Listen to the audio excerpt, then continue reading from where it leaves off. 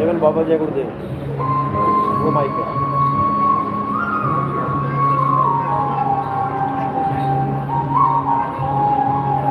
वो माइक चलाना बोल रहा है, वो वाला माइक चलाना, वो वाला वो भी चलाना।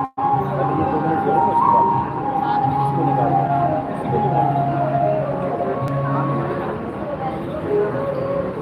लो वो ले लो।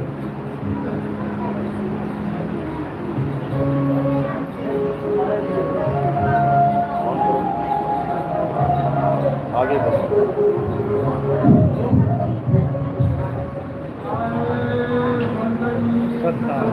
आवाज करो, थोड़ा जोर से आवाज करो।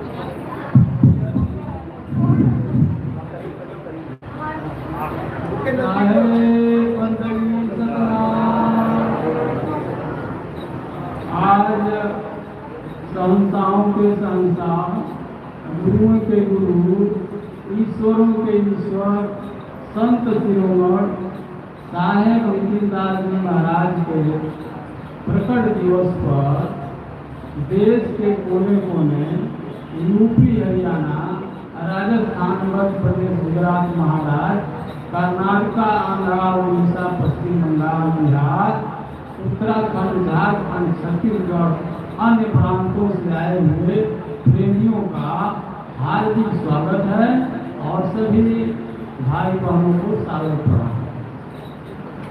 हम लोग बोलने जा रहे हैं, आज समय है अच्छा। तमन्ना दर्द दिल में हो तो कर खिदमत फकीरों की, तमन्ना दर्द दिल में हो तो कर खिदमत फकीरों की, नहीं वह लाल मिलता है अमीरों के खजाने। दर्जों में दर्जा है आला फकीर, दर्जों में दर्जा है आला फकीर, फकीरों के कदमों में झुकती है मेरी। चांद बदली में छुपा था मुझे मालूम न था, चांद बदली में छुपा है मुझे मालूम न था, इंसान में खुदा है मुझे मालूम न था। मोहब्बत की मोहब्बत है, इबादत की इबादत है, मोहब्बत की मोहब्बत है, इबादत की इबादत है, मेरे मासूम की सूरत खुदा से मिलती जुलती है।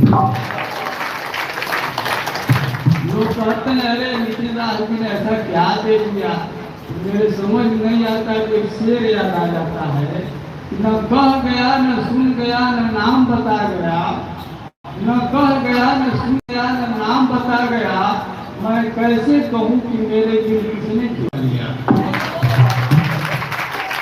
नजर से सर कलम करते उसे शमशीर कहते हैं, नजर से सर कलम करते उसे शमशीर कहते हैं, और निशाने में जो लग जाए उसे तीर कहते हैं।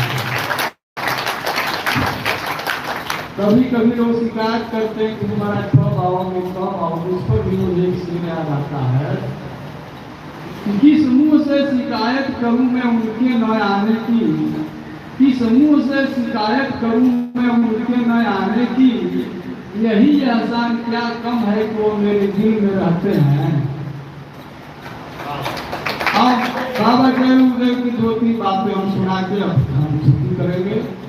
बाबा जय गुरुदेव जी महाराज ने कहा था कि बच्चा मुक्ति और मोक्ष जीते जी मिलता है, मरने के बाद नहीं। जो कहता है मरने के बाद वो धोखा है। अब आप विचार कीजिए, बाबा जय गुरुदेव जी महाराज ने कहा था बच्चा अभी तक हमने सत्संग सुनाया नहीं, सत्संग सुनने के लायक बनाया जा रहा है, सत्संग तो आगे सुनने को मिलेगा। गुरु बाबा जय गुरुदेव जी महाराज ने अपने जीवन में सत्संग सुनाया ही नहीं। अच्छा, दूसरी बात यह कि बाबा जय गुरुदेव जी महाराज ने 1980 27 जुलाई गुरु पूर्णिमा के अवसर पर गोरखपुर में सत्संग सुनाते हुए ये कहा था, अभी तो तुम जय गुरुदेव नाम से पार हो रहे हो, आगे भविष्य में एक महात्मा आएंगे, उनको ऊपर से जो आवाज आएगी उसको बताएंगे, फिर तुम उसी नाम से पार होगे, जय गुरुदेव नाम से नहीं।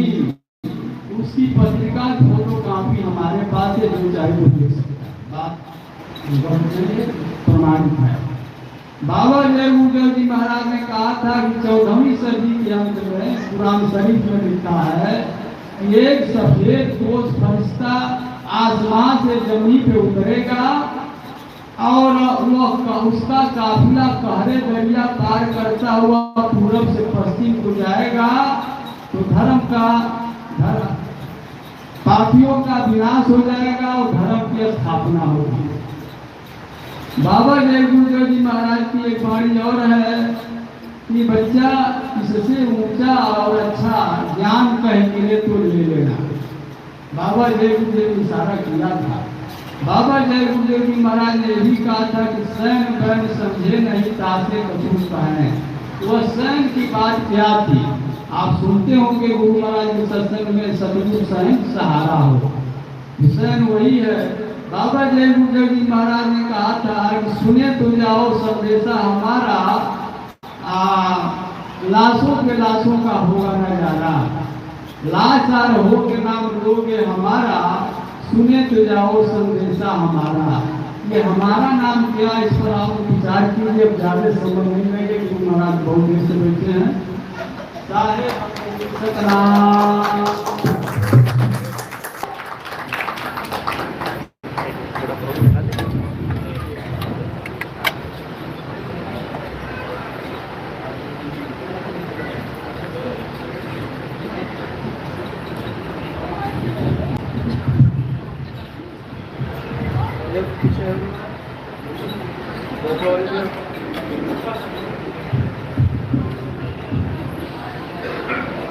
साहिब की सतनाम। तो आज परमपिता परमात्मा की अपार कृपा से आज गाजियाबाद में इस मूल ज्ञान का सत्संग होने जा रहा है। बहुत बड़े भाग होते हैं उन जीवों के जो अपने पूरे जीवन काल में एक बार भी इस मूल ज्ञान को सुन लेते हैं, और उससे भी बड़े भाग होते हैं उन जीवों के जो इस ज्ञान को थोड़ा सा भी समझ पाते हैं। क्योंकि सुनना आसान है, आए बैठे घंटा 2 घंटा सुन के चले गए, लेकिन इस ज्ञान को समझना बहुत टेढ़ी की है, बहुत मुश्किल है। जब तक परमपिता परमात्मा की अपार कृपा ना हो जाए तब तक ये ज्ञान किसी को समझ में आ ही नहीं सकता। जब तक पति छोड़ की दया ना हो जाए तब तक ये ज्ञान किसी को समझ में आ ही नहीं सकता। जब तक उस कुल मालिक की मोहर ना लग जाए तब तक ये ज्ञान किसी को समझ में आ ही नहीं सकता। इसीलिए कबीर साहब कहते हैं, लाखन में कोई समझ न पाई है, कोटि मध्य जानेंगे, कहें कबीर सुनो भाई साधु, हमें बिरले हंस पहचानेंगे। कहते हैं 1 लाख लोगों के आगे अगर ये सत्संग रख दिया जाए तो समझ ही नहीं पाएगा कोई भी कि ये बताया क्या जा रहा है। 1 करोड़ लोगों के आगे अगर ये सत्संग रख दिया जाए, कहते हैं उसमें से कोई बिरले हंस 5, 10, 15, 20 वही मुझे पहचान पाएंगे कि मैं क्या हूं, कौन हूं और क्या बता रहा हूं। ये सबके बस की बात नहीं है मेरे भाई, नहीं है। लेकिन आज मालिक से अरदास करेंगे कि जहां तक ये आवाज पहुंच रही है उन सब हंसों का विवेक जागे। एक हंस मालिक का विवेकी हो जाए ताकि अपने भले और बुरे की पहचान कर सके। भक्ति तो सब कर रहे हैं, एक भी ऐसा नहीं है जो भक्ति नहीं कर रहा है। जो भगवान को मानता है, जो परमेश्वर को मानता है, जो अल्लाह को मानता है, जो गॉड को मानता है, जो यहोवा को मानता है, सब कुछ ना कुछ कर रहे हैं। ऐसा कोई नहीं है जो नहीं कर रहा। लेकिन उनकी भक्ति सफल होगी कि नहीं होगी, ये इस ज्ञान को समझने के बाद समझ पाओगे। क्योंकि ये मूल ज्ञान है, मूल ज्ञान। बिना मूल ज्ञान के कोई मुक्त नहीं हो सकता। चाहे वो हिंदू है, चाहे वो मुसलमान है, चाहे वो सिख है, चाहे वो ईसाई है, चाहे वो यहूदी है, चाहे वो बुद्धिस्ट है, चाहे वो जैनी है, चाहे भगवान को मानने वाला है, चाहे नहीं मानता है, सबकी मुक्ति इसी मूल ज्ञान से ही होगी। इसके अलावा कोई भी ज्ञान नहीं, अज्ञान है, अज्ञान। तो आज अरदास करेंगे उस मालिक से, उस परमात्मा से कि इस पूरे विश्व के सब विवेकी हंस जागें और एक झंडे के नीचे आके ऐसा आगाज करें कि अविवेकी भी उस आकाश के सामने नतमस्तक हो जाए, अविवेकी भी इस जलजले के आगे नतमस्तक हो जाए, उनको भी सोचने पे मजबूर हो जाए, वो भी समझने को मजबूर हो जाए कि आखिर माजरा है तो है क्या। और जब ऐसा होगा तब क्या होगा? तब युग परिवर्तन होगा। और ये युग परिवर्तन अपनी तैयारी में चल रहा है। ये संधि युग चल रहा है। दो युगों के बीच में जो संधि युग है वो ये चल रहा है। अब कुछ ही सालों में कलयुग में सतयुग आने वाला है, आने वाला है। और ये बहुत जल्दी तुम्हें पता लग जाएगा। तैयारी पूरी चल रही है। तो आज इसी कलयुग में सतयुग का भेद खोला जाएगा कि कैसे आएगा सतयुग। आज चारों तरफ शोर होने लग गया। जब से हमने आगाज किया था यूट्यूब चैनलों पे कि कलयुग में सतयुग आने वाला है, उसके बाद सारे बाबा लोग जो 4,32,000 साल का ढिंडोरा पीटते नहीं थकते थे कि कलयुग के बाद सतयुग कब आएगा, 4,32,000 साल बाद, आज वो भी अपनी भाषा भूल गए हैं। आज वो भी यूट्यूब पे क्या बताते फिर रहे हैं कि कलयुग में सतयुग आने वाला है, लेकिन ये कोई नहीं बता सकता कि कौन उसको लाने वाला है। अभी उनको नहीं समझ में आ रहा, लेकिन धीरे धीरे जब ये ज्ञान पूरे विश्व में फैलेगा तब उनको समझ में आ जाएगा कि कलयुग में सतयुग केवल एक ही शख्स ला सकता है। और वो कौन है? वो कोई राम कृष्ण हनुमान नहीं है। भूल जाओ, केवल एक ही है जो कलयुग में सतयुग ला सकता है। वो कौन है? वही कल्कि अवतार है। उसी को संतों ने निकलंक अवतार बोला है। उसी को संतों ने निकलंक राया बोला है। उसी को कुरान में इमाम मेहदी बोला है। उसी को बाइबल में जीसस सेकंड कमिंग बोला गया है। उसी को गुरु ग्रंथ साहब में मर्द का चेला बोला गया है। उसी को यहूदियों में इलियास बोला गया है। उसी को बौद्धिस्ट में मैत्रेय बुद्ध बोला गया है। उसी को कबीर सागर में चूड़ामन अवतार बोला गया है। उसी को हर ग्रंथ में आखिरी अवतार बोला गया है कि वो आखिरी अवतार आएगा और पूरे संसार में युग परिवर्तन कर देगा। युग परिवर्तन का मतलब ये नहीं है कि तुम्हें सड़क पे बाहर निकलते ही भोले शंकर दिखाई दे जाएंगे नंदी पे बैठे हुए कि आ गया कलयुग में सतयुग। युग परिवर्तन का मतलब ये नहीं है कि तुम्हें गरुड़ पे विष्णु जी बैठे उड़ते हुए दिखाई देने लग जाएंगे, हो जाएगा युग परिवर्तन। युग परिवर्तन का मतलब ये नहीं है कि तुम्हें कमल के फूल पे ब्रह्मा जी दिखाई देने लग जाएंगे या अन्य देवी देवता दिखाई देने लग जाएंगे। युग परिवर्तन का मतलब क्या है? जब तुम्हारे मन से, जब तुम्हारी बुद्धि से कलयुग का खात्मा हो जाएगा, कलयुग रूपी अज्ञानता का खात्मा हो जाएगा और सत्य रूपी ज्ञान तुम्हारे हृदय में बस जाएगा। सत्य रूपी परमात्मा तुम्हारे दिलो दिमाग पे छा जाएगा, तब क्या हो जाएगा? युग परिवर्तन हो जाएगा। आज उसी का खुलासा करेंगे, आखिर क्या होता है युग परिवर्तन, क्या होता है सत्य की असत्य पर जीत होना, क्या होता है धर्म का अधर्म पर विजयी होना।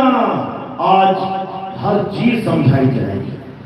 तो आज का सत्संग शुरू करने से पहले परमात्मा के नाम पे जयकारा लगाएंगे और फिर सत्संग शुरू करेंगे।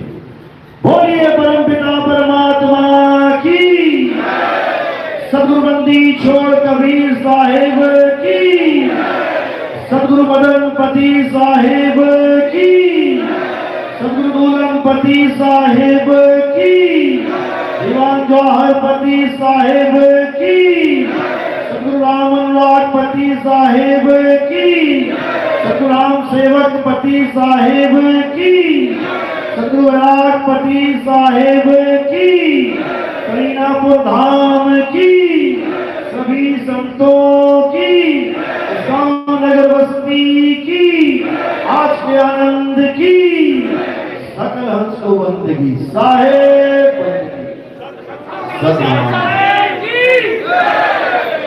साहिब की, बोलिए बब्बर शेर की। तो आज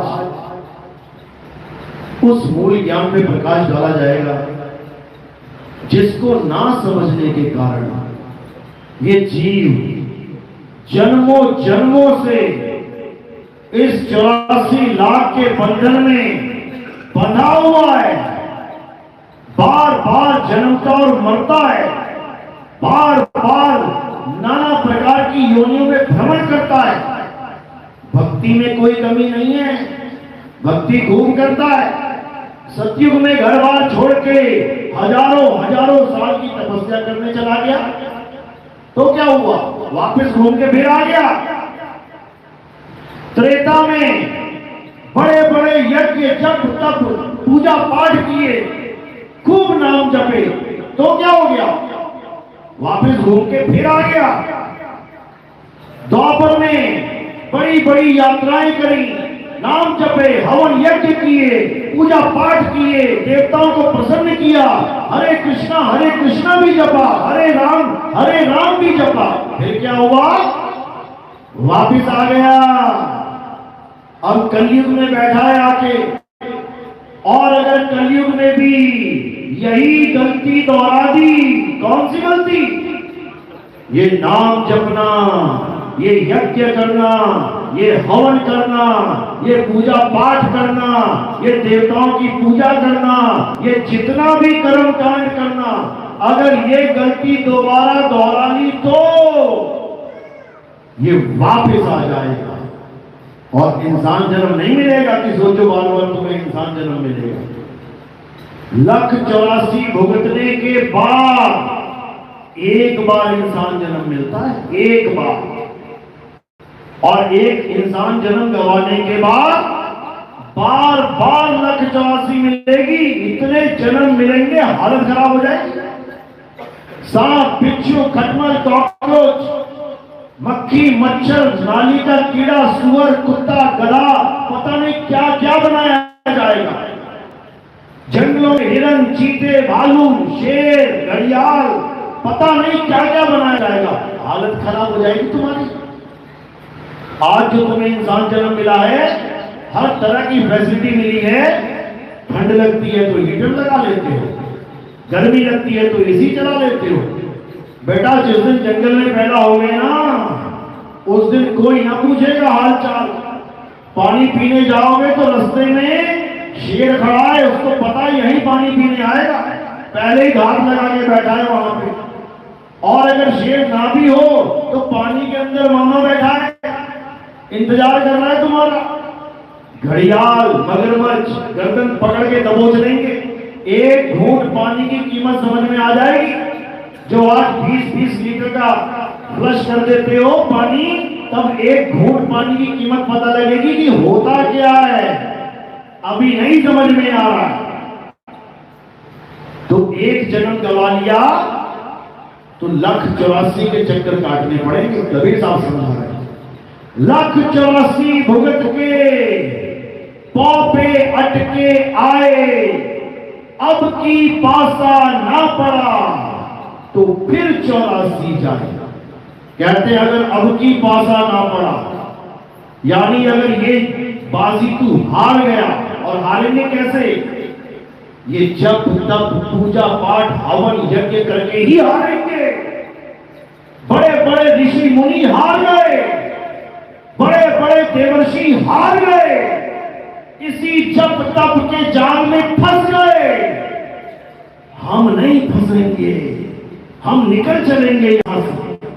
कबीर साहब समझा रहे हैं, बावन के जंजाल में फंस गया ये संसार, सिमरन भावन का करे कैसे लागे पार।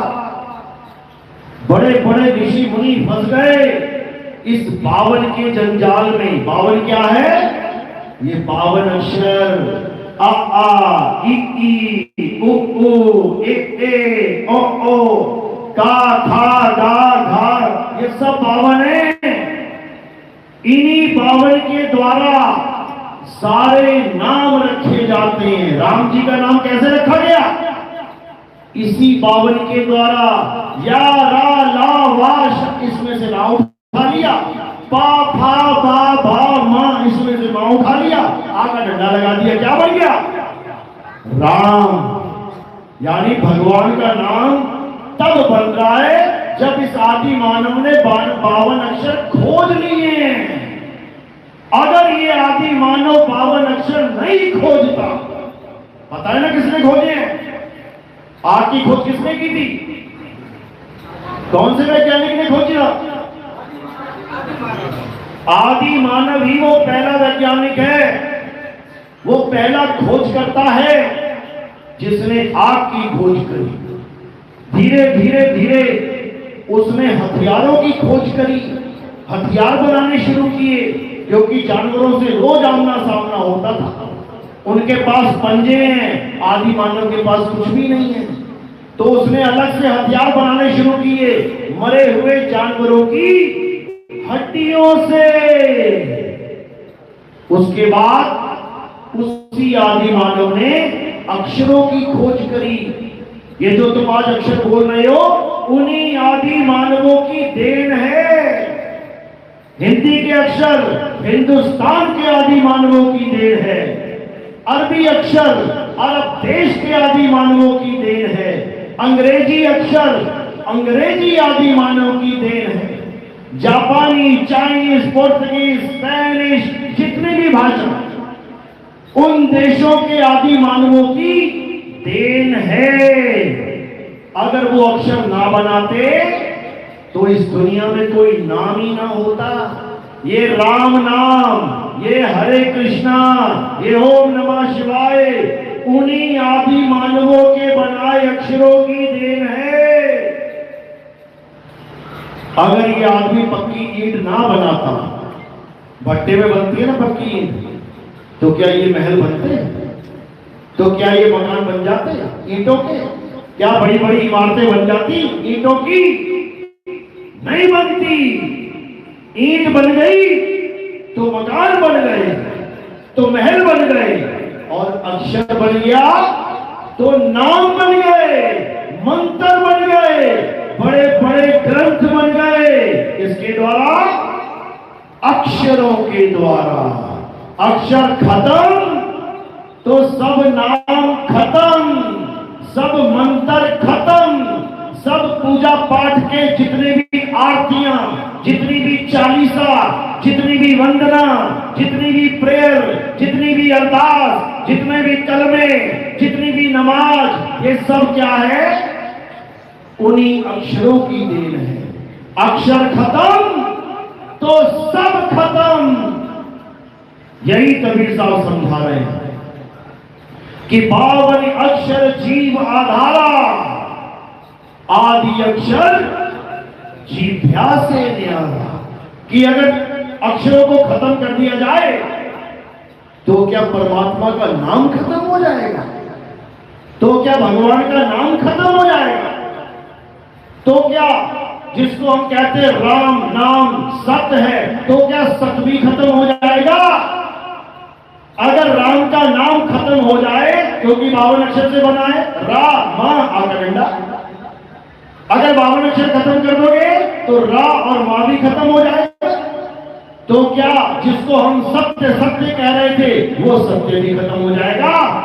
बिल्कुल नहीं, क्योंकि सत्य किसी अक्षर का गुलाम नहीं है, सत्य किसी भाषा का गुलाम नहीं है, सत्य किसी धर्म का गुलाम नहीं है, सत्य किसी भगवानों का गुलाम नहीं है। जब भगवान आए भी नहीं थे तब भी सत्य था, सत्य है, सत्य रहेगा। इसी को बोला गया है आद सच, जुगाद सच, है भी सच, नानक होसी भी सच। यानी ये संसार खत्म हो जाए, ये नाम खत्म हो जाए, ये सारे धर्म खत्म हो जाए, फिर भी सत्य कभी खत्म नहीं होता। उस सत्य को जानना है। ये राम राम राम राम नहीं करना है, ये हरे कृष्णा नहीं करना है, ये अल्लाहु अल्लाहु नहीं करना है, ये वाहिगुरु नहीं करना है, ये गॉड गॉड नहीं करना है, ये यहोवा यहोवा नहीं करना है। ये सब अक्षर हैं, ये सब जीव का खेल है। जिस दिन तुम्हारी जीभ कट गई, जिस दिन तुम्हारी जीभ में लकवा मार गया, ये सारे नाम तुम्हारे लिए यूजलेस हो जाएंगे मेरे भाई। एक नाम भी नहीं बोल पाओगे, तो नाम नहीं बोल पाए तो क्या भगवान नहीं मिलेगा? क्या भगवान इन अक्षरों का गुलाम है? बिल्कुल नहीं। भगवान कैसे मिलेगा? भगवान कहां मिलेगा? जिस दिन ये समझ में आ गया, उस दिन ये सारे नाम तुम्हारे लिए यूजलेस हो जाएंगे। तो वो परमात्मा कहां मिलेगा, कैसे मिलेगा, इसको अच्छे से समझना है। गुरबाणी क्या कहती है? जो प्रभु को मिल बोच है तो खोज शब्द में ले। इतनी बात तो बोल गए, लेकिन अब शब्द का कोई भेदी गुरु ही नहीं मिल रहा है, तो मिलेगा क्या? कोई कहता है राम राम ही वो सच्चा शब्द है, उसे जपना पड़ेगा। कोई कहता है अल्लाहु अल्लाहु सच्चा शब्द है, कोई कहता है वाहिगुरु वाहिगुरु सच्चा शब्द है, उसे जपना पड़ेगा। कोई कहता है गॉड गॉड सच्चा शब्द है। यानी धर्म के ठेकेदार अपने अपने धर्म में उस शब्द को, उस सत्य को लेके बैठ गए। एक भी हिंदू ये नहीं कह रहा कि अल्लाह अल्लाह जप के मुक्ति मिलेगी। एक भी मुसलमान ये नहीं कह रहा कि वाहिगुरु वाहिगुरु जप के मुक्ति मिलेगी। एक भी सिख ये नहीं कह रहा कि हरे कृष्णा करके मुक्ति मिलेगी। सब एक दूसरे के एंटी पार्टी, जबकि सत्य चारों धर्म में है, लेकिन गुप्त है, गुप्त। हमारे सत्संग सुन के आज सब धर्म वालों को यह समझ में आ रहा है। पाकिस्तान तक से लोगों के फोन आते हैं जिन्होंने नमाजें पढ़नी छोड़ दी, कि जो ज्ञान आपने समझाया है, इस ज्ञान को सुनने के लिए हमारे कान तरसते थे। जब हम फकीरों की वाणियां पढ़ते थे, समझ में नहीं आता था कि वो क्या बता रहे हैं और कैसे मिलेगा। हमारी संगत में ये कोई भेदभाव नहीं है, कौन हिंदू कौन मुस्लिम, मुसलमान कौन है हाथ खड़ा करो, मुसलमान कितने हाथ खड़ा करो, एक ही आए आज, कोई बात नहीं। सिख भाई कितने हाथ खड़ा करो, हिंदू कितने हाथ खड़ा करो। कोई ईसाई भी है क्या? ईसाई है कोई? वो भी है, दूसरे प्रोग्रामों में मिलते हैं ये लोग। तो हमारा जो सत्संग है, ये जातिवाद, ये धर्मवाद, वंशवाद, ये सबसे परे है। हमारे सत्संग में ये बताया जाता है कि सत्य है क्या, और वो सत्य सबके पास है।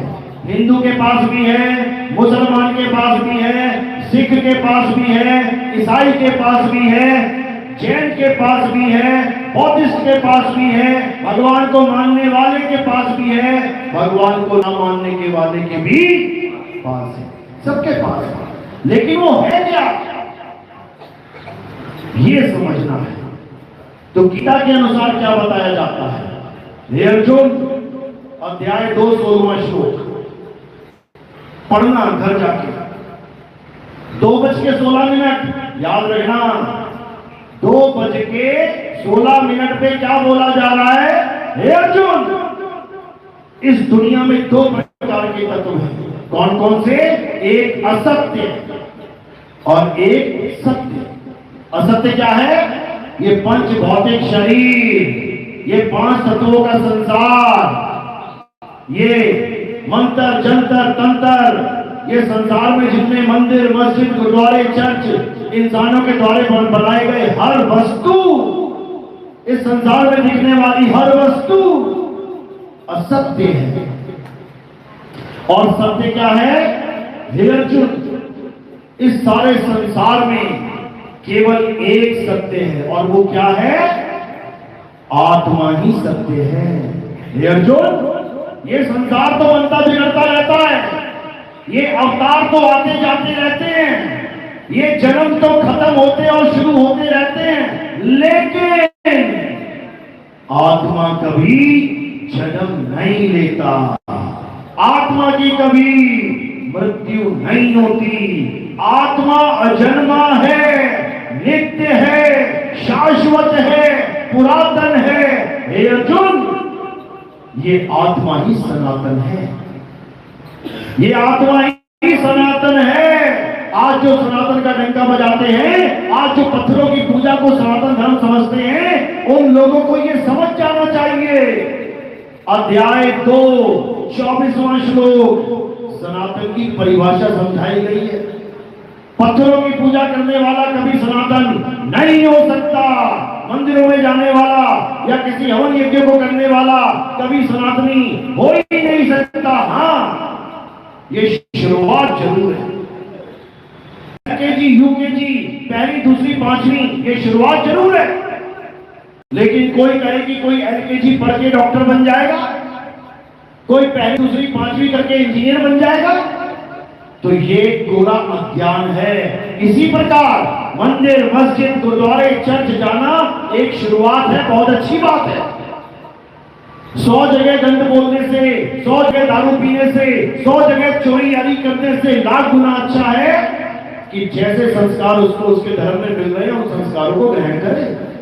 हिंदू है तो मंदिर जाए, मुस्लिम है तो मस्जिद जाए, सिख है तो गुरुद्वारे जाए, ईसाई है तो चर्च में जाए।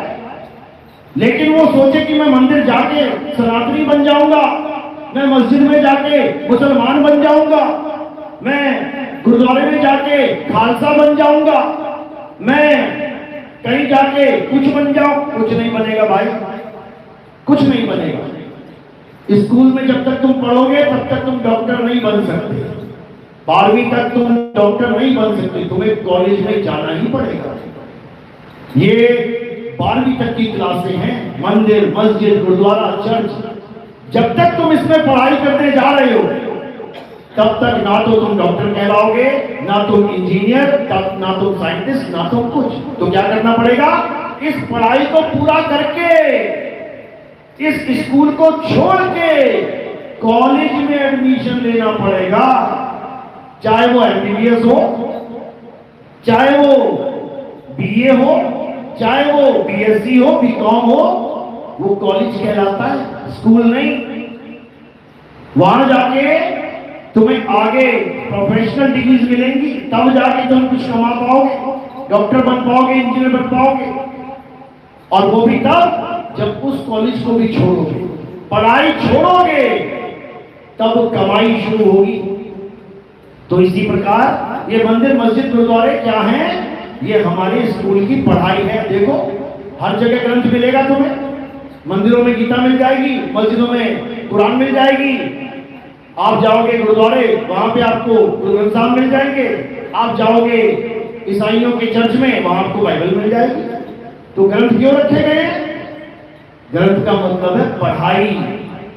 आओ और पढ़ो। भगवान नहीं मिलेगा वहां पे। अगर वहां भगवान होता तो किसी पढ़ाई की जरूरत ही नहीं है। मैं क्यों बाइबल पढ़ूं जब मैं सीधे भगवान के पास ही आ गया? मैं क्यों गीता पढ़ूं जब मैं सीधे भगवान के पास आ गया? मैं क्यों गुरु ग्रंथ साहब पढ़ूं, मैं सीधे वाहिगुरु के सामने आ गया? लेकिन ऐसा नहीं है। वो पाठशाला है हमारी, वहां हमें पता लगेगा कि गीता में लिखा क्या है, वहां हमें पता लगेगा कि कुरान में लिखा क्या है, वहां हमें पता लगेगा कि गुरु ग्रंथ साहब में, बाइबल में लिखा क्या है। जो उसमें लिखा है उस पर गहन विचार करना है। गीता में क्या लिखा है? सत्य एक है। अगर गीता में लिखा है सत्य एक है, तो इसका मतलब क्या बाइबल में सत्य नहीं है? क्या कुरान में सत्य नहीं है? क्या गुरुद्वारे के गुरु ग्रंथ साहब में सत्य नहीं है? सब में है, सब में। लेकिन केवल उसका इशारा है। सत्य किताबों में नहीं मिलता। सत्य कहां है? तुम्हारे पास है। जैसे A for apple, B for bat, C for cat किताबों में मिलता है, लेकिन ए फॉर एप्पल खाने वाला कहां मिलता है? बाग में मिलता है। शिमला जाना पड़ेगा तुम्हें। तुम रेगिस्तान में भी ए फॉर एप्पल पढ़ सकते हो। इसका मतलब ये नहीं कि रेगिस्तान में तुम्हें एप्पल मिल गया खाने को। एप्पल खाना है तो पहाड़ों पे जाना पड़ेगा जहां बर्फ पड़ रही है। ज्ञान तुम्हें राजस्थान में, रेगिस्तान में बैठे मिल जाएगा कि ए फॉर एप्पल। ज्ञान तुम्हें रेगिस्तान में बैठे मिल जाएगा कि डब्ल्यू से वाटर, पानी, समुद्र, नदियां, किताब में लिखा हुआ है सब, लेकिन रेगिस्तान में पानी की बूंद नहीं मिल रही है। ज्ञान मिल रहा है पानी का, पानी नहीं मिल रहा। इसी प्रकार गीता में भगवान मिलेगा, बाइबल में गॉड मिलेगा, गुरु ग्रंथ साहब में अकाल पुरुष मिलेगा, कुरान में अल्लाह मिलेगा, लेकिन केवल पढ़ने के लिए, पाने के लिए नहीं। केवल पढ़ने वाला अल्लाह मिलेगा, पढ़ने वाला भगवान मिलेगा। पढ़ लो, उससे क्या होगा? मैंने एक किताब पढ़ी, उसमें लिखा था कि करंट से पंखा चलता है। मैंने पढ़ लिया, पंखा भी खरीद लाया, पढ़ लिया मैंने, पंखा भी ले आया, चल थोड़ी नहीं जाएगा। उसके लिए क्या करना पड़ेगा? कनेक्शन लेना पड़ेगा करंट का। मेरे पढ़ने से पंखा नहीं चल जाएगा। इसी प्रकार मैंने पढ़ लिया, भगवान का नाम लेने से मुक्ति हो जाती है। मुक्ति नहीं हो जाएगी, पहले नाम को जानना पड़ेगा होता क्या है। मैंने पढ़ लिया, पानी में गिर के डूबने से बचने के लिए तैरना आना चाहिए। पढ़ लिया मैंने, ज्ञान हो गया मुझे कि डूबने से बचना है तो तैरना आना चाहिए। तो क्या आ गया तैरना? इतना पढ़ने के बाद तैरना आ जाएगा क्या? फिर तैरने कौन जाएगा, सीखने कौन जाएगा? तो इसी प्रकार ग्रंथों में केवल भेद समझाया जाता है कि मुक्ति कैसे होगी। ये मुक्ति होगी कैसे, ग्रंथों में बताया गया है कि सत्य को प्राप्त करने से मुक्ति होगी। हिंदू धर्म में सत्य का जो डंका बजा है, किस नाम से बजा है? एक तो आपने ये सबसे ज्यादा सुना होगा, राम नाम सत्य है। अब राम नाम सत्य है तो ब्रह्मा नाम क्या है? सत्य तो एक है ना। तो शंकर नाम क्या है? असत्य है क्या? तो हनुमान नाम क्या है? असत्य है क्या? राम नाम सत्य है। इसमें बहुत गहरा भेद छुपा हुआ है जो तुम्हें नहीं समझ में आएगा जब तक तुम्हें कोई समझाने वाला नहीं मिल जाएगा। ईश्वर सत्य है, यह भी सुना है आपने, गाए भी गए हैं, ईश्वर सत्य है, सत्य ही शिव है। अब ईश्वर सत्य है तो ईश्वर किसको बोला जा रहा है? सत्य को। पहले यह जानना पड़ेगा सत्य है क्या, फिर उसका नाम रखो ईश्वर। तुमने सत्य को जाने बिना ईश्वर नाम से मोह कर लिया। ईश्वर सत्य है क्या वो नहीं पता। जब नहीं पता तो फिर किसी और को आगे कर दिया जाएगा। पहली लाइन में ईश्वर सत्य है, दूसरी लाइन में जब नहीं पता लगा सत्य ही शिव है, अब शिव को सत्य बना दिया गया, वहां पे राम को सत्य बनाया गया था, क्योंकि इसके पीछे भेद ही नहीं पता किसी को। ये सत्य है क्या? गीता में समझाया गया है अर्जुन, सत्य केवल और केवल आत्मा है, अचल आत्मा।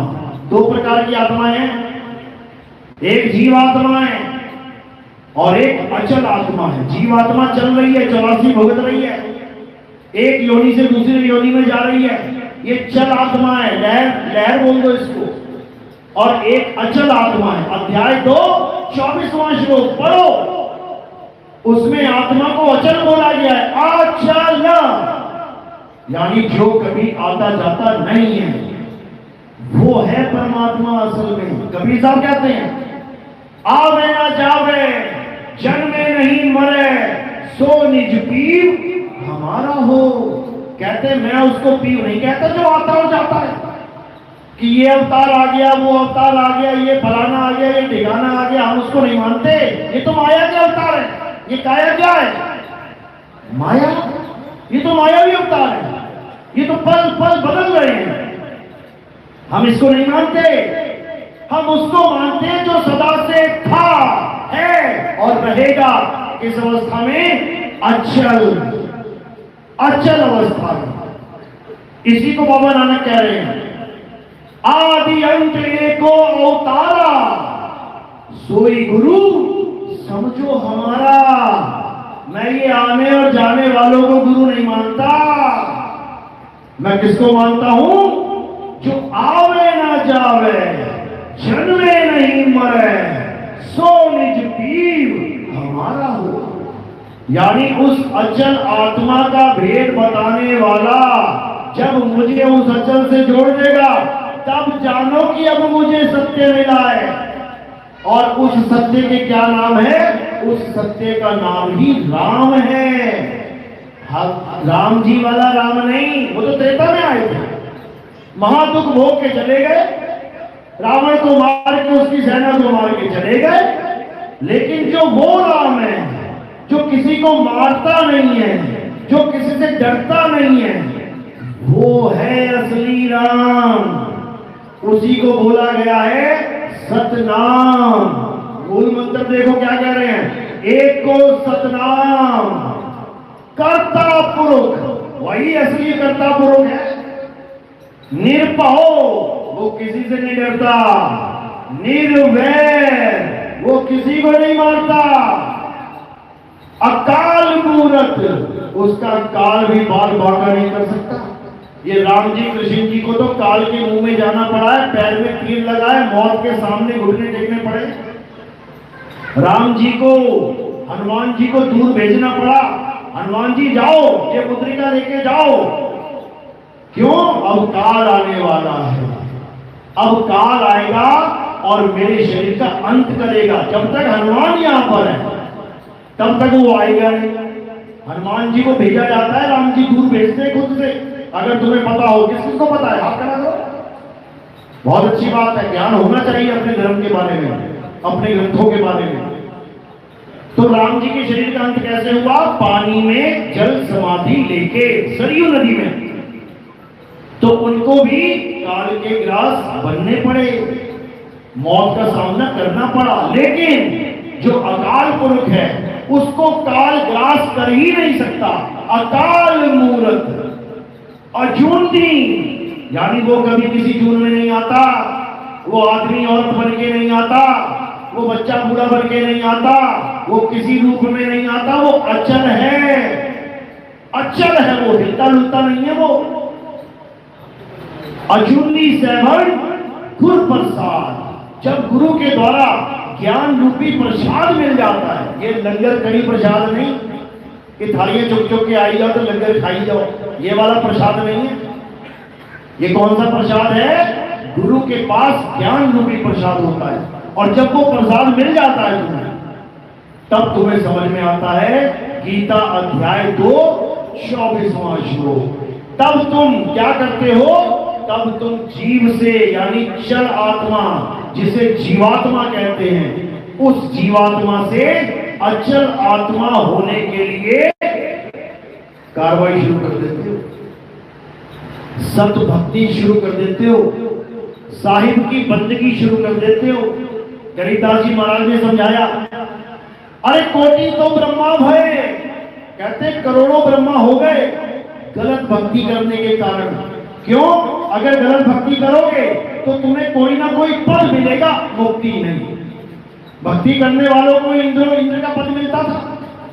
जमीन पे भक्ति कर रहा है बाबा ऋषि, उधर इंद्र का सिंहासन डोल रहा है। बताओ, इंद्र का सिंहासन डोल रहा है, क्यों? अरे कोई भक्ति कर रहा है, उससे क्या होगा? मुक्ति नहीं मिलेगी उसको, उसको इंद्र का आसन मिल जाएगा, और जो पहले इंद्र बना बैठा है उसको गधे की योनि में जाना पड़ेगा। इंद्र गधा बनता है सीधे डायरेक्ट, ग्रंथों में पढ़ोगे मिलेगा। तो कहते हैं कि इंद्र का सिंहासन डोलेगा तो वो क्या करेगा? वो नीच से नीच हरकत करेगा।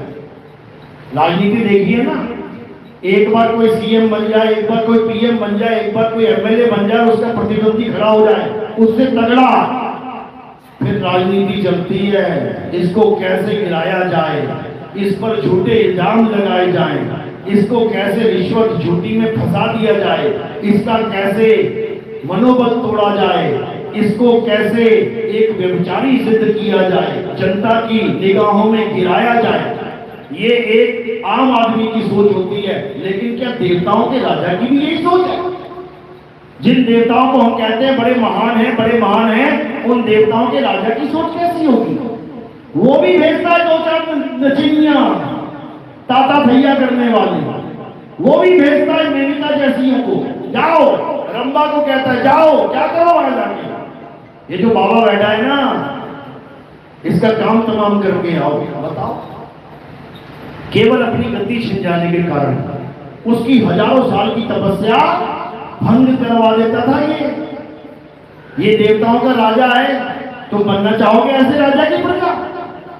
क्या तुम्हें ऐसा राजा चाहिए जो गौतम ऋषि की पत्नी को भोगने के लिए गौतम ऋषि का ही रूप धारण करके चला जाए? क्या तुम ऐसा राज चाहते हो? तुम्हें ऐसा राजा मिल जाए खुश हो? तो देवताओं का राजा है वो। देवता तो छोटे छोटे हैं, वो राजा है उनका, जो सबको वरदान देके बैठा। हनुमान जी को भी वरदान देके बैठा हुआ है वो देवताओं का राजा। हनुमान जी कहते हैं बड़े शक्तिशाली हैं। कैसे शक्तिशाली हुए पता है? कैसे हुए शक्तिशाली? बहुत सारे ऋषियों ने, बहुत सारे लोगों ने उसको वरदान दे दिया, अरे तुम्हें दे देंगे, तुम भी शक्तिशाली हो जाओगे, तुम्हें दे देंगे, तुम भी शक्तिशाली हो जाओगे। एक आम आदमी इतनी जनता से आशीर्वाद ले लेना तो क्या बन जाता है पता है? क्या बन जाता है? देश का प्रधानमंत्री। और उसके बाद शक्तियां उसके आगे पीछे घूमती हैं। वो नहीं है शक्तिशाली, उसको तुम लोगों ने बना दिया है शक्तिशाली। हनुमान जी नहीं है शक्तिशाली, उनको इन ऋषि मुनि देवताओं ने बना दिया है शक्तिशाली। समझो, तुम्हें वही वरदान मिल जाए, तुम खड़े हो जाओगे कंपटीशन में हनुमान जी के। समझो बात को। और कौन दे रहे हैं वरदान? जो गौतम ऋषि की घरवाली को भोगने जा रहा है। उसके बाद गौतम ऋषि को पता लगा, गंगा ने बता दिया, भागा गया वापस, देखा कि इंद्र उसी के रूप में भाग रहा है। घरवाली को पूछा ये क्या ड्रामा चल रहा भाई? कहती प्रभु आप इधर से आ रहे हो, आप तो इधर को गए थे। कहता तेरी इंद्रियों को पता नहीं लगा कि तेरा पति कौन है और गैर कौन है। ये 10 इंद्रियां दे रखी है प्रभु ने, और तुझे इस इंद्रियों के द्वारा पता ही नहीं लगा। चाहे पत्थर की हो जा, एक भी इंद्री काम नहीं करेगी। श्राप मिला है किसके कारण? देवताओं के राजा के कारण। कहां रहते हैं देवता? स्वर्ग में। और तुम्हारे माँ बाप भाई बहन की टिकट कहां कटवा रहे हो तुम? स्वर्ग में। मेरे पिता का स्वर्गवास हो गया, कहां चला गया? इंद्र के नीचे बैठ गया आके। मेरी बहन का स्वर्गवास हो गया, कहां चला गया? इंद्र के नीचे आ गया। अब उसको नचवाएगा जाके, जा उस ऋषि के पास जा, भोग करके आ। तुम्हारी बहनों के साथ ये कांड होने वाले हैं। अगर तुम्हें सत्य नहीं पता लगा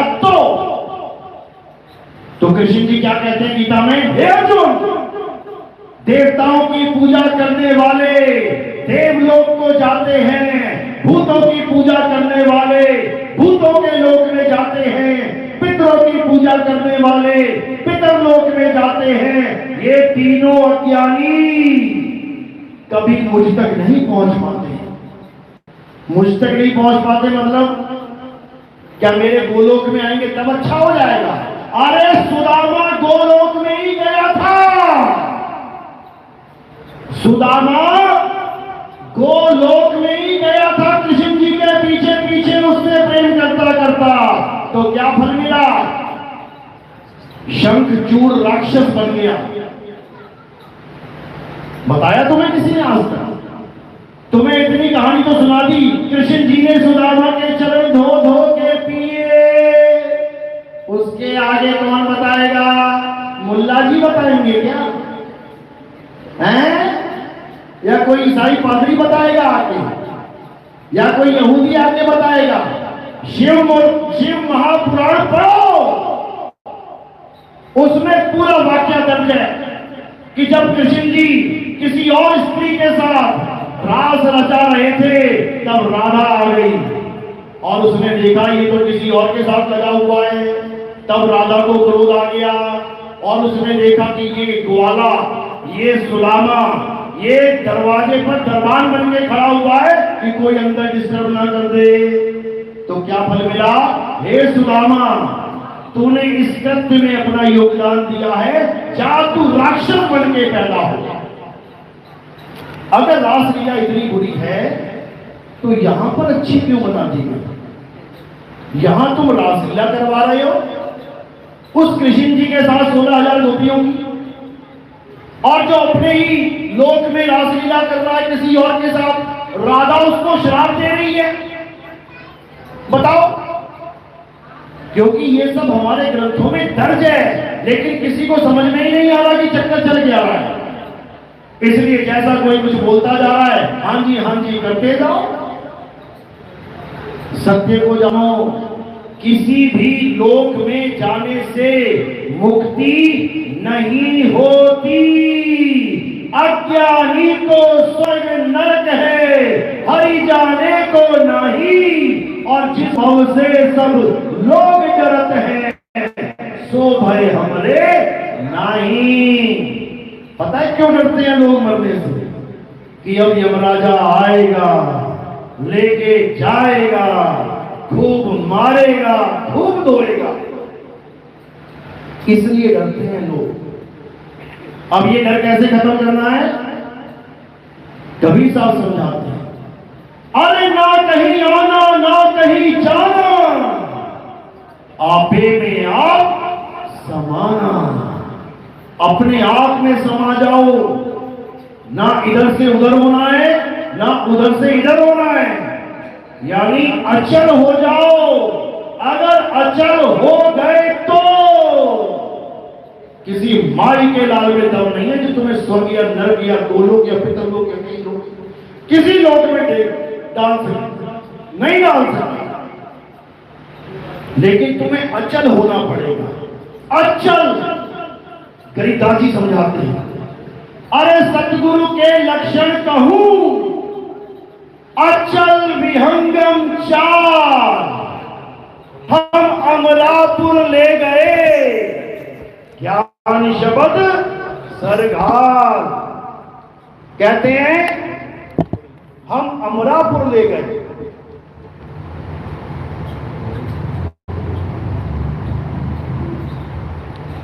कहते हैं कि मुझे ऐसा सतगुरु मिल गया।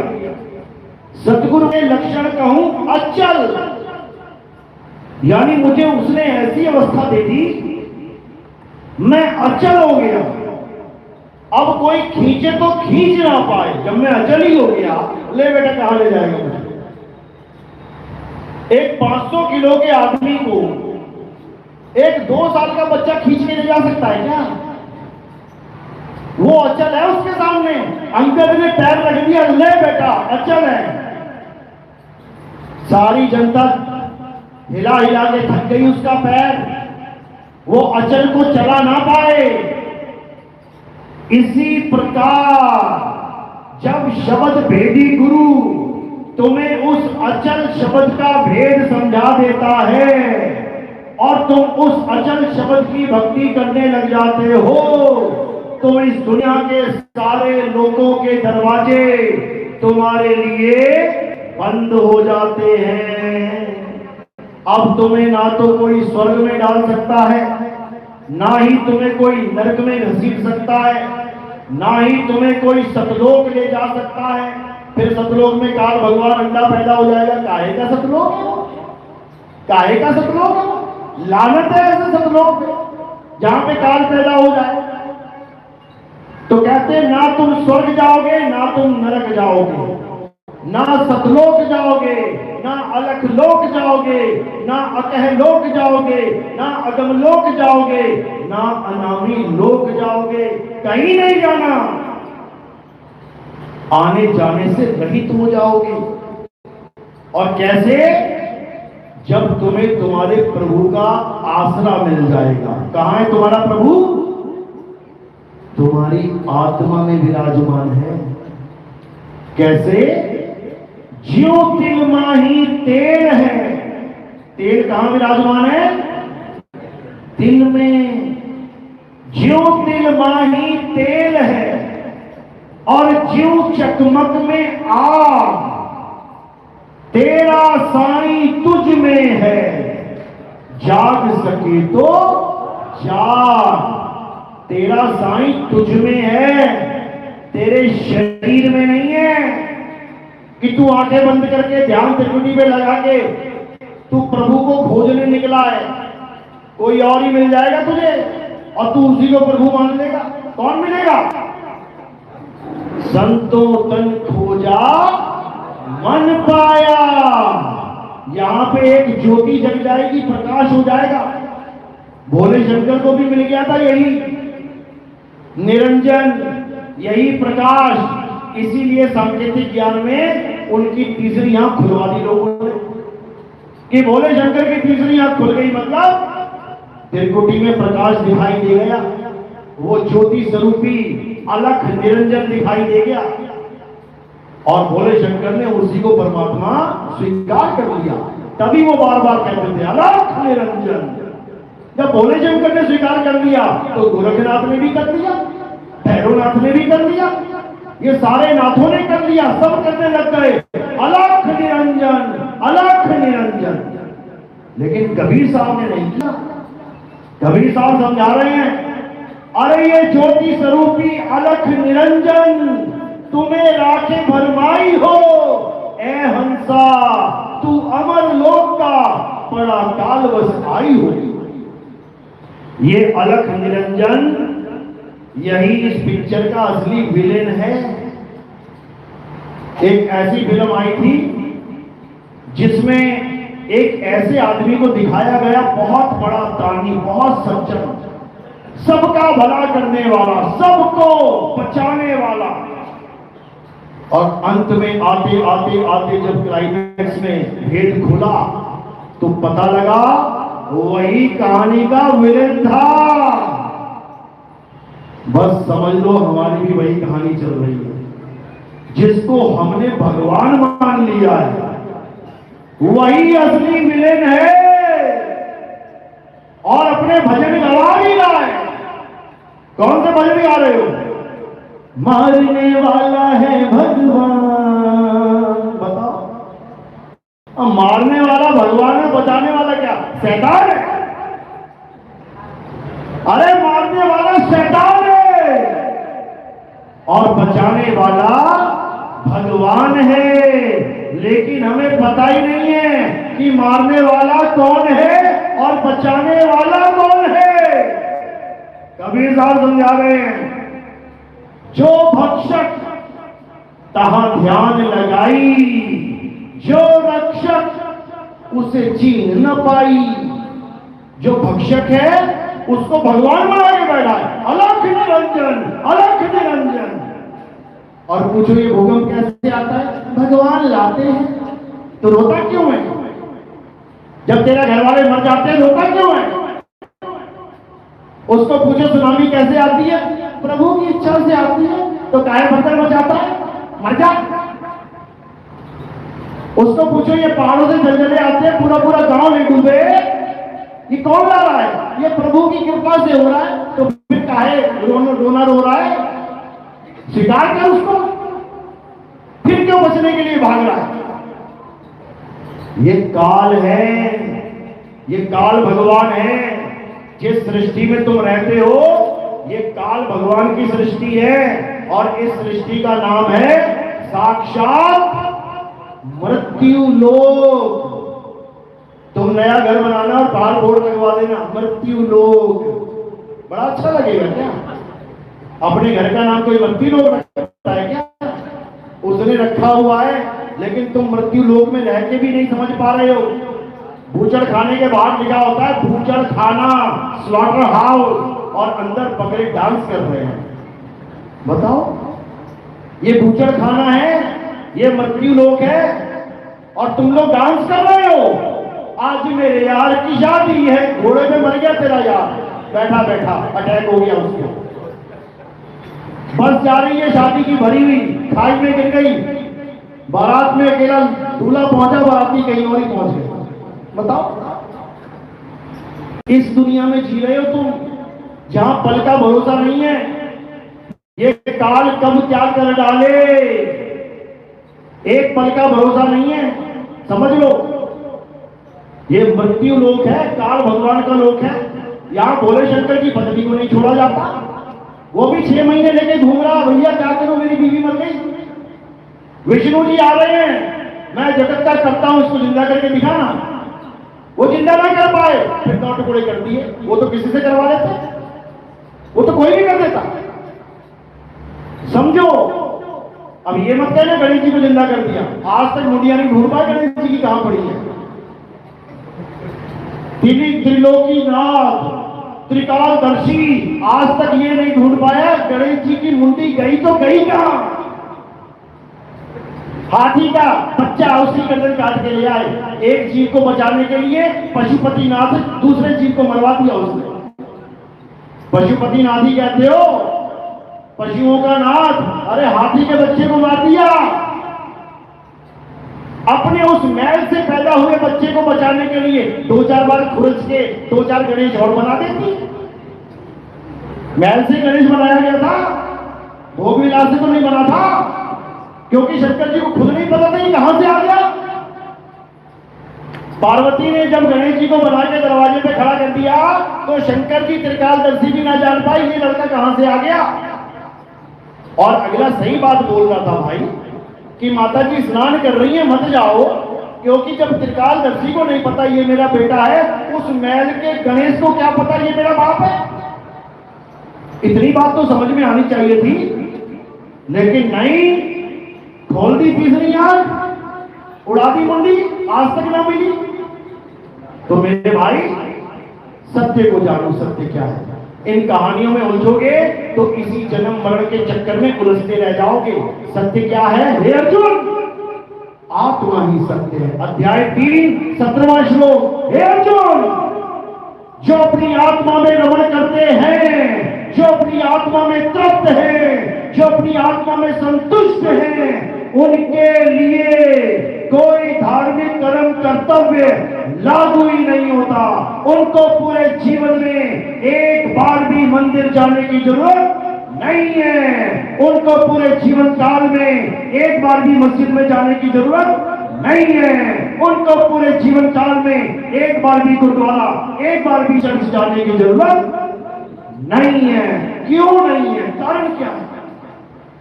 क्योंकि हे अर्जुन, आत्मा सब में विराजमान है। तो मंदिर कहां जाऊं? मंदिर का नाम मंदिर क्यों रखा गया? क्योंकि उस प्रभु को मन के अंदर ढूंढ। मन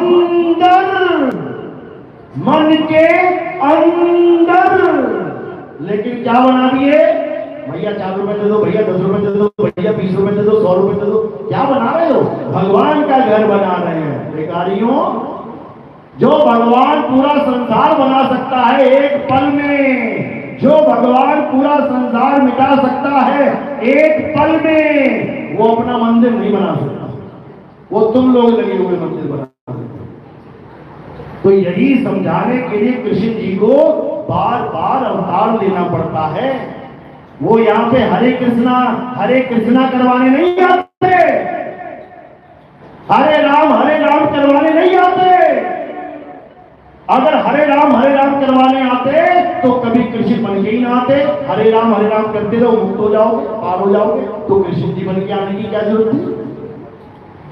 और हरे कृष्णा से पार हो जाओगे तो महात्मा बुद्ध नौवा अवतार आने की क्या जरूरत थी? और अगर महात्मा बुद्ध से ही काम बन जाता, क्यों महात्मा बुद्ध कहते गए कि मेरे बाद एक और बुद्ध आएगा और उसका नाम मैत्रेय बुद्ध होगा? क्यों रखा मैत्रेय बुद्ध नाम? कारण क्या है? क्यों रखा कल्कि नाम? कारण क्या है? क्यों रखा इमाम मेहदी नाम? कारण क्या है? क्यों रखा इलियास नाम? कारण क्या है? क्यों रखा चूड़ामणि नाम? कारण क्या है? क्यों रखा मर्द का चेला नाम? कारण क्या है? क्यों रखा जीसस सेकंड कमिंग? कारण क्या है? जिस दिन कारण समझ में आ गया ना, सारी शंकाओं का निवारण हो जाएगा। कल्कि अवतार उसका नाम इसलिए रखा गया है क्योंकि वो कलंक से रहित है। वो राम नहीं है, वो श्याम नहीं है, क्योंकि सब में कलंक लगे, सबको श्राप लगे। बिना श्रापों के तो अवतार भी नहीं हुए। विष्णु जी को श्राप लगा तो राम बन के आना पड़ा। किसने श्राप दिया? उसी के भगत ने। हे विष्णु, जैसे तूने मुझे एक स्त्री के लिए तड़पाया है, मुझे बंदर का चेहरा दे दिया, जा मैं तुझे श्राप देता हूं, तू भी और के लिए तड़पे। बताओ, भगत ही भगवान को श्राप दे रहा है। किसने दिया था श्राप? ये तुम्हें लग रहा है नारद ने श्राप नहीं दिया। नारद तो आ रहा था, जैसे ही श्राप देके होश आया, क्या कहता है? नारायण नारायण प्रभु, अरे प्रभु ये क्या अनर्थ हो गया, मुझे क्षमा कर दो प्रभु, मुझे क्षमा कर दो। अच्छा, इसका मतलब कहानी में ट्विस्ट है। ये कांड कोई और करके चला गया जो नारद भी ना समझ पाया। कौन करके चला गया? अलख निरंजन। ये कांड इसने किया है, ये है असली कांडी। और फंस बेचारा नारद गया। अब विष्णु जी क्या कह रहे हैं? नहीं नारद, ये तो विधि का विधान है, हम तो मात्र एक प्यासे हैं, करने वाला कोई और है। वही है करने वाला, वही सारे वरदान और वही सारे श्राप देता है। कौन? अलख निरंजन। अभी कहां बैठा है वो? अभी कहां बैठा है? कहां बैठा है? तुम सबके अंदर बैठा है, तुम सबके अंदर बैठा है। आज भी वो वरदान और श्राप देता है। बेटा आया, माता जी पाए लागू, चुप जियो बेटा। थोड़ी देर बाद, मां तू मेरी बीवी से कुछ कह मत दिए, डूब मत जाके कहीं। कौन दे रहा है श्राप? कौन दे रहा वरदान? यही दे रहा है, अंदर बैठा बैठा सारे कांड यही कर रहा है। सुबह से शाम तक जो भी तुम काम कर रहे हो यही करवा रहा है। तुम आज जो कपड़े पहन के आए हो, किसके कहने पे पता है? मैं लाल साड़ी पहन के जाऊंगी, ये वाली बिंदी लगाऊंगी, ये वाला मेकअप लगाऊंगी। कौन कह रहा है? यही मन कह रहा है, अलख निरंजन बेटा बड़ी स्वीट लगेगी, ये पहन के जाना। ये समझ लो, ये मन के खेल चल रहे हैं। सुबह उठते हो 5 बजे, क्यों? मन कह रहा है। नहीं उठे, क्यों? मन नहीं कर रहा था। सुबह चाय पीते हो, क्यों? मन को पसंद है। काढ़ा क्यों नहीं पीते? अरे मन को पसंद नहीं है। साबुन लगाते हो कौन सा? मन पसंद। कपड़े कौन से पहनते हो? मन पसंद। गाने कौन से सुनते हो? मन पसंद। फिल्म जाते हो। मन पसंद, ये मन का ही लोक है मेरे भाई। ये मन ही काल निरंजन है। ये मन ही सारे देवताओं को, सारे राक्षसों को उलझा पुलझा के मारता है। अभी तुम्हें इस मन का खेल नहीं समझ में आया? कभी साहब समझाते हैं, मन के हारे हार है, मन के जीते जी, कहे कबीर गुरु पाइए मन ही के प्रति। कहते हैं ये मन इतना शातिर है, ये तुम्हें बैठे बैठे बैठे अभी कहीं से कहीं पहुंचा देगा। अभी तुम्हें यहां बैठा रखा है इस मन ने, थोड़ी देर में ठेके पे खड़े मिलोगे लाइन में। क्यों? मन कर गया दारू पीने का, पहुंच गए।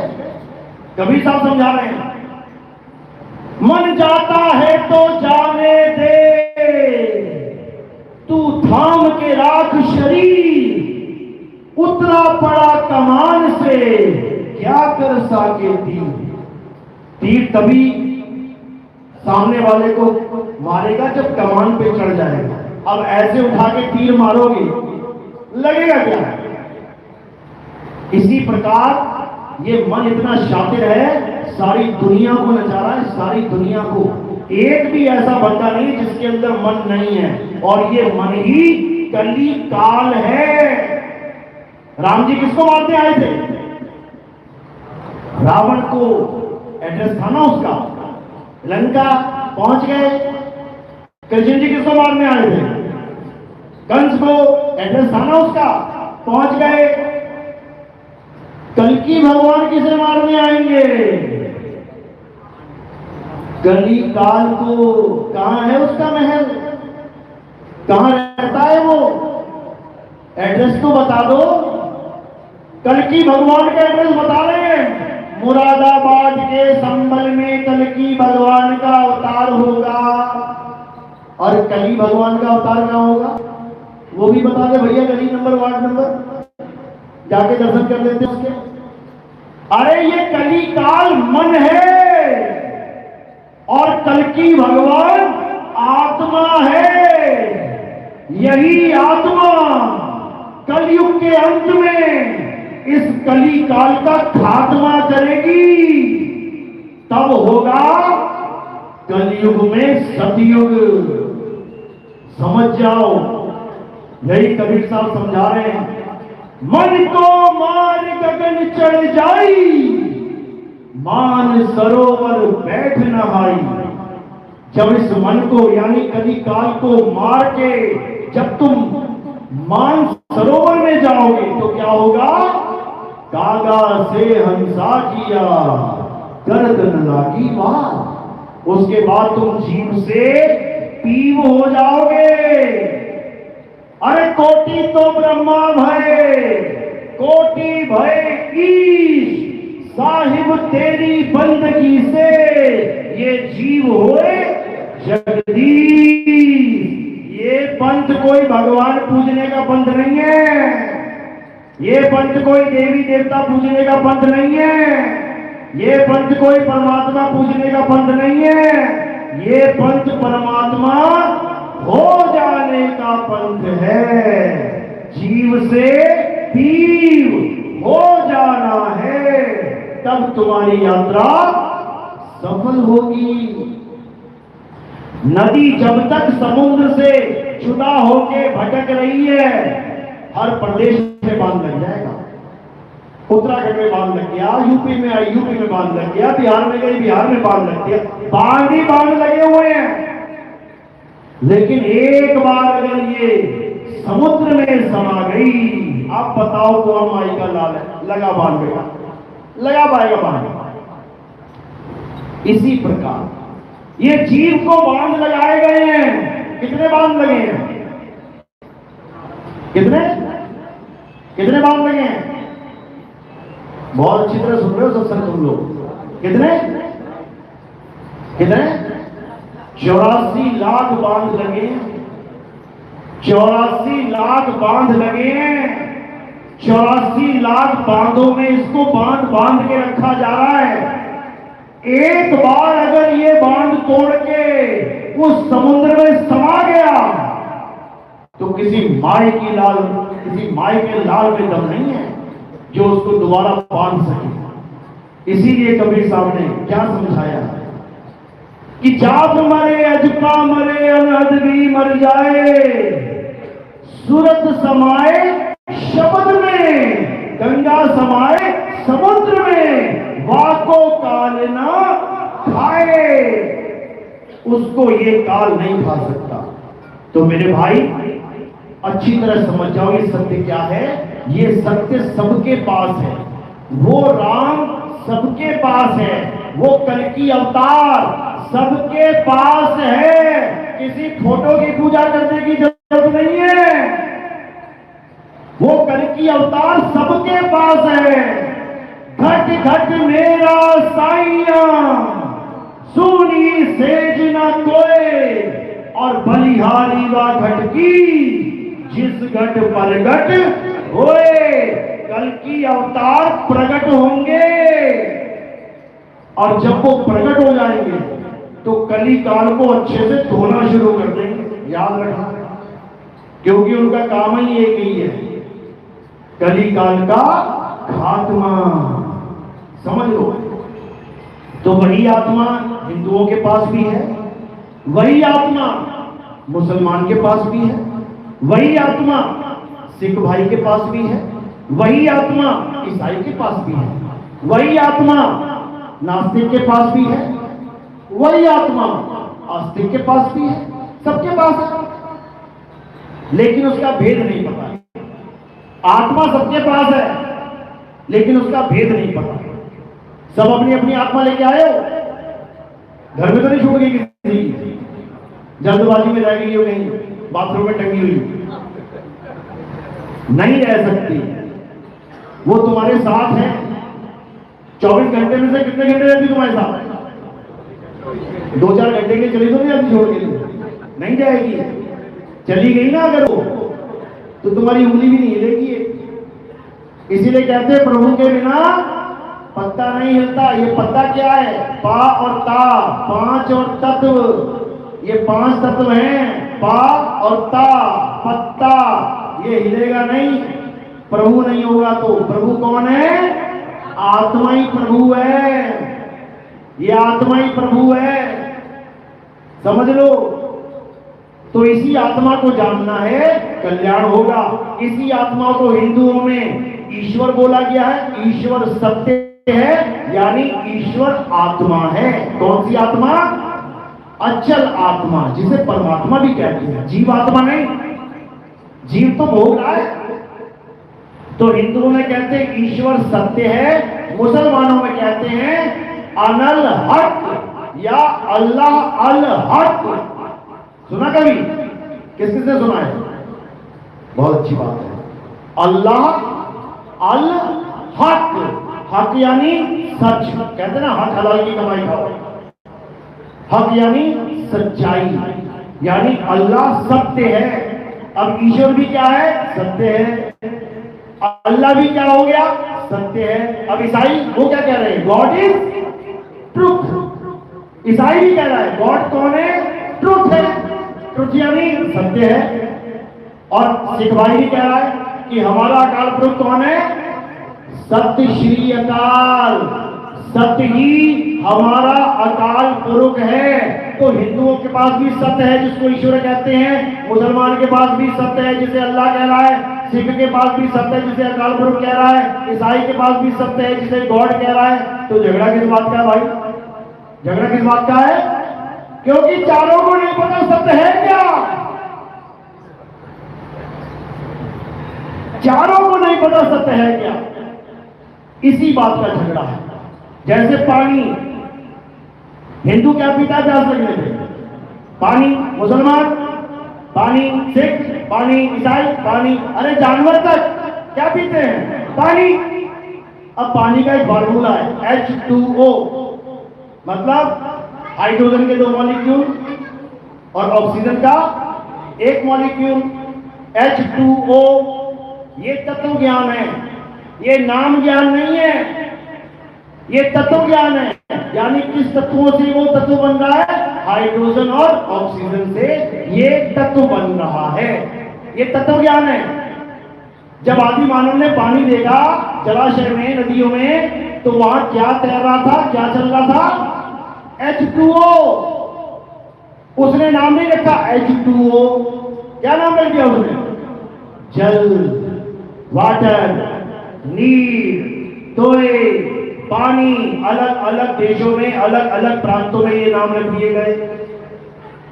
अब एक दिन सारे इकट्ठे हुए, आ जाओ भाई मीटिंग करते हैं। अब लगे पानी की महिमा गाने।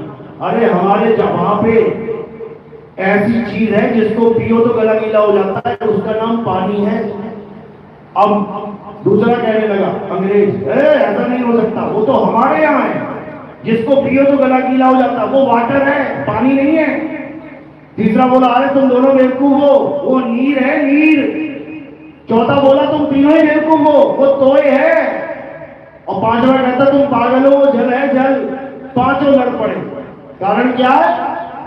तत्व ज्ञान की कमी। नाम ज्ञान में फंस गए। ईश्वर सत्य है, नहीं नहीं अल्लाह सत्य है, नहीं नहीं वाहिगुरु सत्य है, नहीं नहीं गॉड सत्य है। और सत्य क्या है वो पता नहीं। मरो फिर लठ लेके। तो एक समझदार आदमी आया, उसने क्या बोला, भाई तू अपने पानी लेके आ, तू अपना जल लेके आ, तू अपना वाटर लेके आ, तू अपना नीर लेके आ, तू तोय लेके आ और टेबल पे रख दे। अब पांचों ने क्या किया, अपना अपना गिलास भर के लेके आ गए।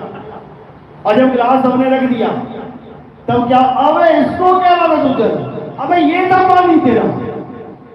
तब वहां क्या हो जाएगा? तत्व ज्ञान। तत्व ज्ञान हो जाएगा वहां पे। नाम यूजलेस हो जाएगा, यूजलेस।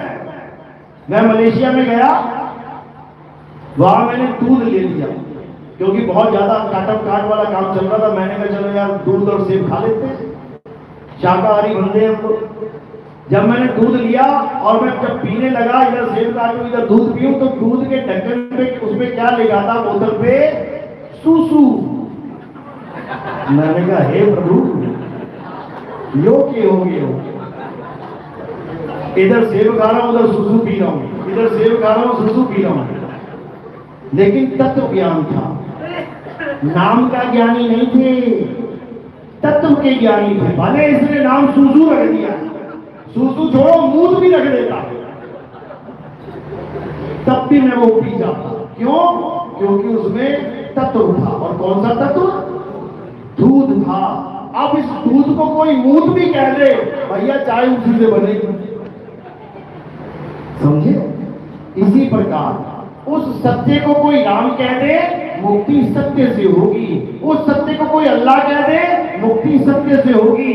उस सत्य को कोई गॉड कह दे, वाहिगुरु कह दे, कुछ भी कह दे, मुक्ति सत्य से होगी, नाम से नहीं। जिसको ये समझ में आ गया वही असली तत्वज्ञानी है, और जो नामों के चक्कर में पड़ गया वही सबसे बड़ा ज्ञानी है। इसीलिए कबीर साहब ने कहा, एक नाम को जान के दूजा दे बहा। उस सच्चे नाम को जान लो क्या है, वो सतनाम क्या है? वो तेरी आत्मा है, अचल आत्मा है। उसको जान ले, सत्य नाम को जान ले और इन नकली नामों को बहा दे, तब तेरा बेड़ा पार होगा। तो सतगुरु वो नहीं होता जो नाम जपवाता है, राधे राधे जप लो, राम राम जप लो, वाहिगुरु वाहिगुरु जप लो, गॉड गॉड। ये सतगुरु नहीं होता, ये गुरुआ होता है, गुरुआ। अरे गुरुआ तो घर घर फिरे, कौड़ी टेर 50, अपने रूप की खबर नहीं, शिष्य करने की आस। वो अपने सत्य स्वरूप को नहीं जानता, वो मंत्र देता फिर रहा है। अरे घर घर मंत्र देत फिर है, ये माया के अभिमाना, गुरुआ सहित शिष्य सब बूढ़े, अंतकाल पछताना, साधो देखो ये जग गौराना। पागल हो गए सारे। नामों के चक्कर में तत्व को जानते नहीं और नामों में झगड़े करते फिर रहे हैं, इनसे बड़ा कोई अज्ञानी नहीं है। तो अब क्या करना है? अध्याय 4 34वां श्लोक। हे अर्जुन, अगर तुम सत्य को जानना चाहते हो, अगर तुम सत्य को प्राप्त करना चाहते हो, तो तुम ऐसे तत्वदर्शी संत की शरण में जाओ जिसने उस तत्व को जान लिया है। किस तत्व को? आत्म तत्व को, उस अचल आत्म तत्व को। वही तुम्हारा बेड़ा पार करेगा। छल कपट से रहित होकर तुम उसको दंडवत प्रणाम करके, उसकी सेवा करके उससे ज्ञान प्राप्त करो, वही तुम्हारी मुक्ति का कारण बनेगा। एक बार सत्य प्राप्त हो जाने पर तुम कभी अज्ञान को प्राप्त नहीं करोगे। तो क्या करना है? तत्व ज्ञान को प्राप्त करना है, आत्म तत्व को जानना है, इस मन और माया के खेल से निकल जाना है। बात समझ में आ रही है? ऊपर ऊपर से जा रही है? किस किस के आ रही है? हाथ खड़ा करो जरा। बहुत बढ़िया, बहुत बढ़िया, बहुत बढ़िया। क्योंकि जो क्लास में पास होगा वही एग्जाम में पास होगा। एग्जाम आने वाला है, समझ लो। चलो पूरी तैयारी किसकी करनी है? सबका एग्जाम आने वाला है, ज्यादा दिन नहीं बचे हैं। दादा दादी वाले सपने छोड़ दो, मैं दादा बनूंगा, मैं दादी बनूंगी, वो खेल खत्म होने वाला है। अब तो निकलने की बारी है, समझे?